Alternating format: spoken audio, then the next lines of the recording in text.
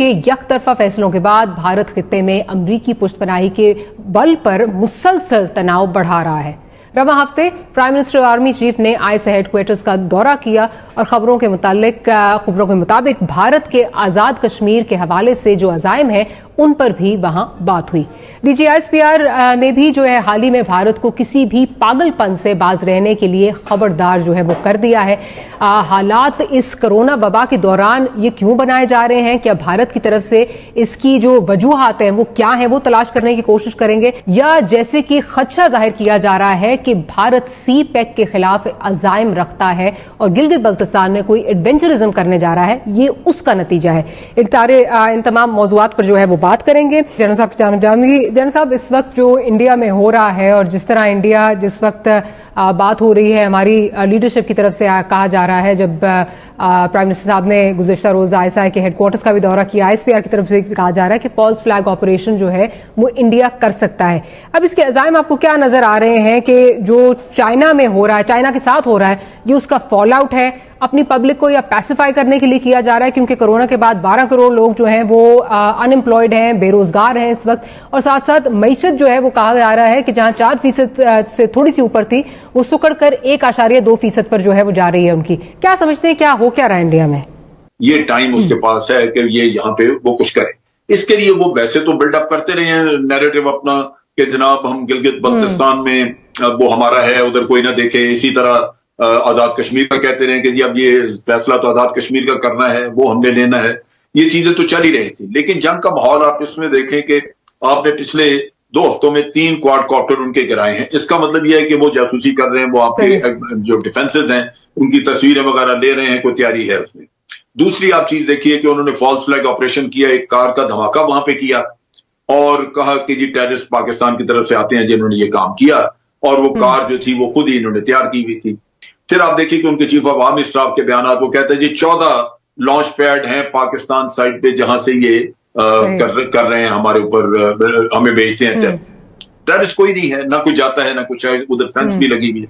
लिहाजा ये 14 ये बहाना आएगा कि जी जो धमाका हुआ है या जो भी हुआ है फॉल्स फ्लैग ऑपरेशन जो करेंगे वो अब हमने 14 लॉन्च पैड जो है वो हमने डिस्ट्रॉय करने हैं। तो ये और ये उसके साथ साथ और भी बहुत सारे जैसे भी आपके एक सेकंड मुझे बात मारिए। देखिए ये डिफेंस से रिलेटेड चीज है, बात मुकम्मल करने दें। देखें जो अभी एम्बेसी किसे उन्होंने किया, 2 स्टाफर निकाले, ये वॉर हिस्टीरिया जो बिल्डअप कर रहे हैं। फिर आपके वहां पे जो आपका हाई कमिश्नर एक्टिंग उसको हैरेस कर रहे हैं।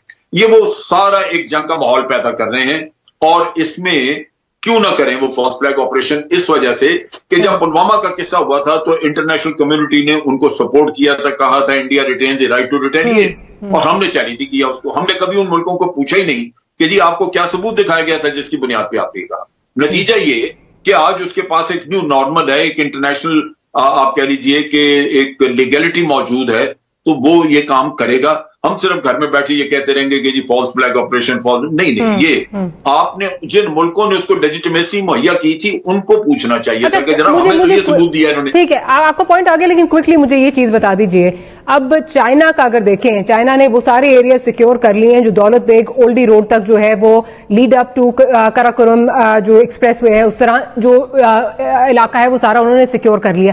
क्विकली इसकी बता दें कि इसकी स्ट्रेटेजिक इंपॉर्टेंस वीज़ा-वी पाकिस्तान क्या है? बात हो जाएगी ठीक ठाक।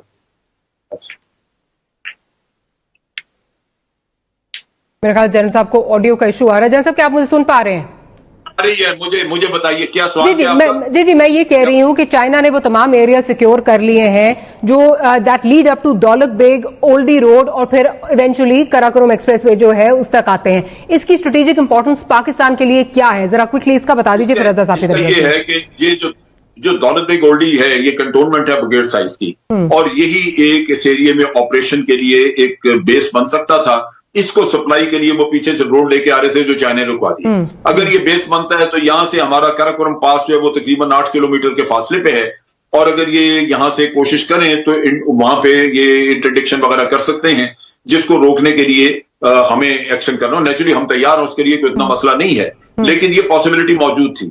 चाइना जैसे आया है गोलान वैली में, गोलान रिवर वैली में, तो उन्होंने एक सिक्योरिटी पैरामीटर दे दिया है सारी चीज को। हमारे कराकोरम हाईवे को एक सिक्योरिटी पैरामीटर मिल गया है क्योंकि अब दौलत बेग ओल्डी को सप्लाई नहीं किया जा सकता। वो सड़क जो है वो चाइनीज के बिल्कुल नीचे उनके कंट्रोल में आ चुकी है और अगर वो चाहें तो किसी वक्त भी काट सकते हैं। लिहाजा इंडिया के लिए ये आसान नहीं होगा।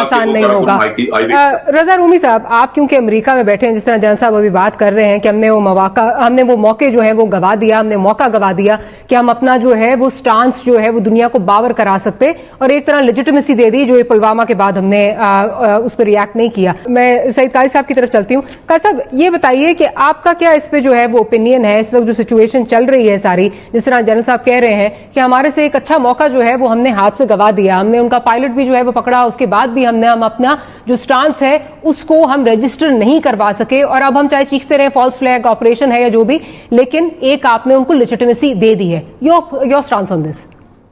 देखिए, खारजा माज तो हमारा बड़ा वीक है और जो हमारे वजीर खारजा भी हैं वो ही इज ऑल टॉक में जो है, एक तो ये बात है।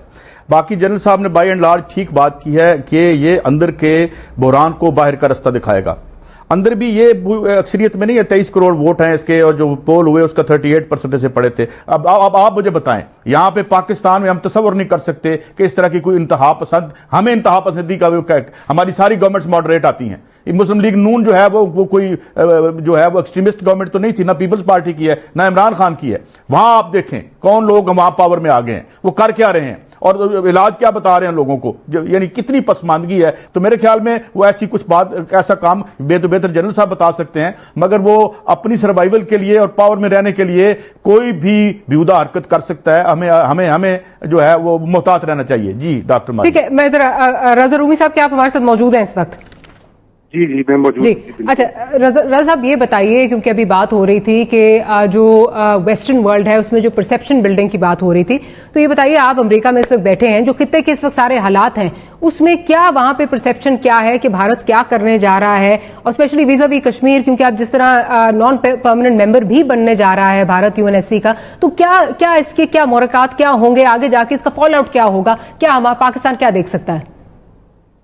देखिए, ये जो साल है, ये इस साल तो मगरबी दुनिया जो है उसको अपनी मुसीबत पड़ी हुई है कोविड-19 और माशी दबूहाली की वजह से। दुनिया जो है वो एक रिसेशन में चली गई है, बेशमूल पाकिस्तान। और जैसे कि आपके इल्म में है कि यही इस वक्त सबसे बड़ा मसला है, चाहे अमेरिका हो चाहे हिंदुस्तान हो। और इधर मसला जो है इंडिया का भी यही मसला है कि वहां पे जिस हिसाब से मईशत गिर रही है वहां पर मोदी के पास दिखाने को कुछ नहीं है। और उनकी दूसरी टर्म में यही वादा था, लोगों का यही ख्याल था कि लोगों की जिंदगियां बेहतर होगी, खुशहाली आएगी। लेकिन अब ये जो कोरोना वायरस की वजह से इंडियन इकोनॉमी मजीद गिर गई है, वहां पर रिकॉर्ड बेरोजगारी है। अमेरिका में भी ऐसा ही आलम है। और ट्रंप और मोदी जैसे हुक्मरान जो हैं, जो कि पॉपुलिस्ट नारों के ऊपर पावर लेते हैं और इंतहा पसंद सोच को फरोग देते हैं, ये साल इनकी किस्मत का साल होगा। क्योंकि अगर ट्रंप का इलेक्शन तो आ रहा है 10 महीनों के बाद, और मोदी का भी वहां पर आपने देखा है कि उनकी मकबूलियत है बहुत गिर रही है उन हल्कों में भी जो उनको सपोर्ट करते रहे हैं। तो ये सारा जो इस वक्त ये मामला हो रहा है पाकिस्तान के साथ की, ये तवज्जो हटाने का एक तरीका है। बिल्कुल। रजा रूमी साहब, I am sorry, I have to interject there, program का वक्त खत्म हो गया। रजा रूमी साहब का बहुत शुक्रिया, जनरल साहब आपका और कारी साहब आपका बहुत शुक्रिया कि प्रोग्राम के लिए आपने वक्त निकाला। Will see you next week. Good night and अल्लाह हाफिज। ये टाइम उसके पास है कि ये यहाँ पे वो कुछ करे। इसके लिए वो वैसे तो बिल्डअप करते रहे हैं नैरेटिव अपना कि जनाब हम गिलगित बल्तिस्तान में वो हमारा है, उधर कोई ना देखे। इसी तरह आजाद कश्मीर का कहते रहे कि जी अब ये फैसला तो आजाद कश्मीर का करना है, वो हमने लेना है। ये चीजें तो चल ही रही थी, लेकिन जंग का माहौल आप इसमें देखें कि आपने पिछले 2 हफ्तों में 3 क्वाडकॉप्टर उनके गिराए हैं। इसका मतलब यह है कि वो जासूसी कर रहे हैं, वो आपके जो डिफेंसेस हैं उनकी तस्वीरें वगैरह ले रहे हैं, कोई तैयारी है उसमें। दूसरी आप चीज देखिए कि उन्होंने फॉल्स फ्लैग ऑपरेशन किया, एक कार का धमाका वहां पे किया और कहा कि जी टेररिस्ट पाकिस्तान की तरफ से आते हैं जिन्होंने ये काम किया।